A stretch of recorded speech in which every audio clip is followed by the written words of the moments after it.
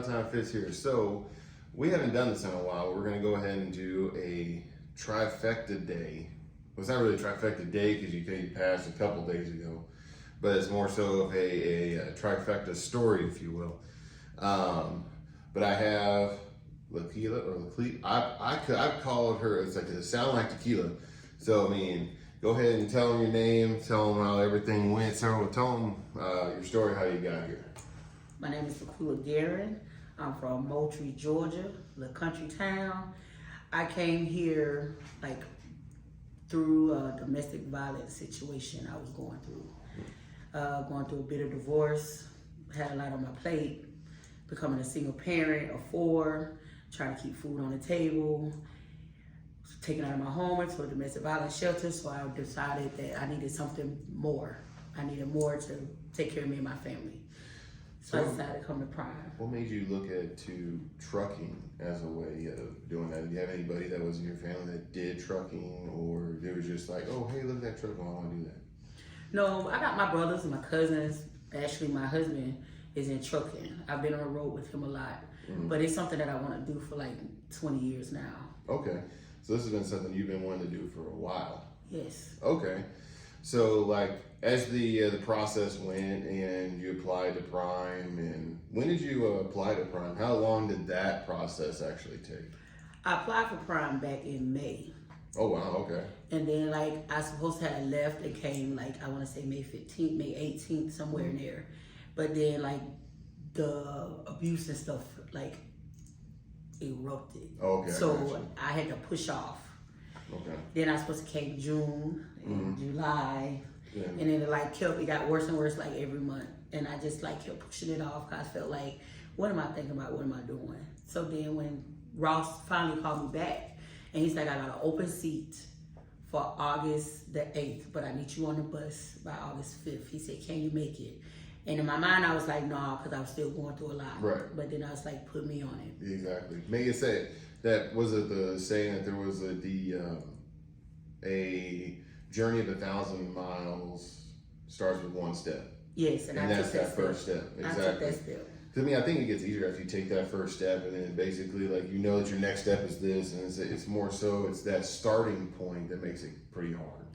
Yeah, because I was leaving my kids behind. I've never left them. I've never been away from them this long. And I bet your kids are proud of you right now, aren't they? Yeah, they called me. They called me. They was crying when I told them I finally passed or whatever. Right. They didn't doubt me. They believed in me. Well, they believed in me when I didn't believe in myself. You got to have that support system. That support system is something that is, and also you got to have the determination within yourself. Yes. To get yourself out of a situation and to make that step to make you feel better, because you're the number one. Because like after a while, you got to realize that, hey, I need to make sure that I'm feeling good. You know what I mean? Yeah. Like I got to do this for myself. Yeah, and then like that came within the weeks of being here, and like after the training started, at the orientation, I got out on the pad with you. That's when it's like I can do this. Right. I know I can do this.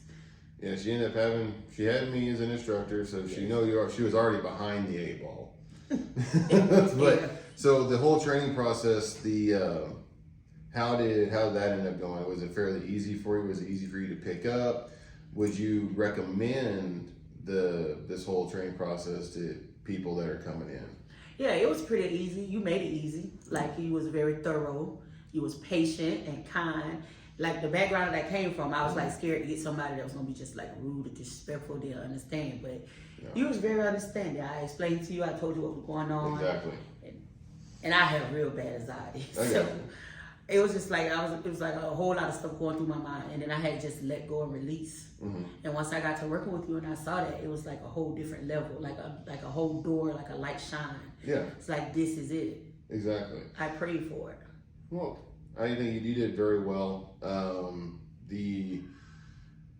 I would say because you picked up, it was kind of slow going in the beginning, but you were able to quick it up. It was able to pick it up. It was almost like within a few days that you were just like, oh, wow, this is it. The training process, it seems like it takes a while, but then like it comes in spurts. So like the first, like doing that pre-trip for the first couple of days, then we start off with straight line, and then all of a sudden you're doing you're doing the backing, you're doing the offsets, you're doing the parallels, everything like that.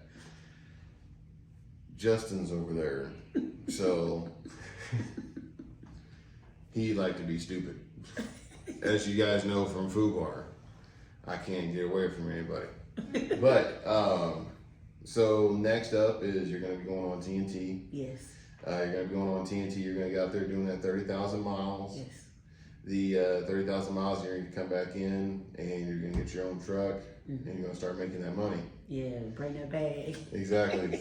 I was very happy to see her pass. I'm happy to see all my students pass, but it was very good to see that, to see you light up, to see after that, because that was a big deal. And that's one thing, especially when you're doing an instructor, that's what the instructing side of everything's for. It's not the monetary side of it. It's not the, oh, I got to get this, I got to get that. It's not the competitions. It's not any of that.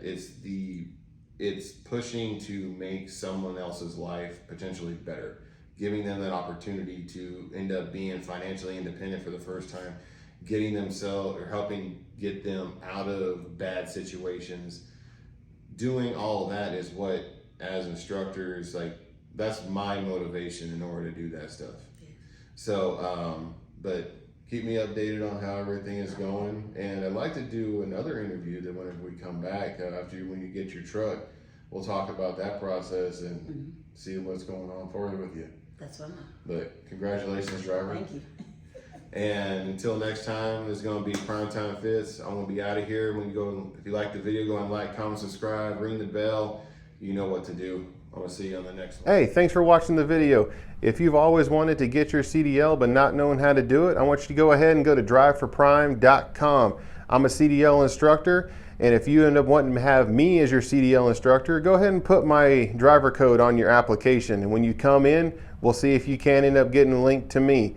Go ahead and like, comment, subscribe. Go ahead and ring that bell in that upper right-hand corner. That way that you'll end up knowing when I have new content coming out. Until then, drive safe.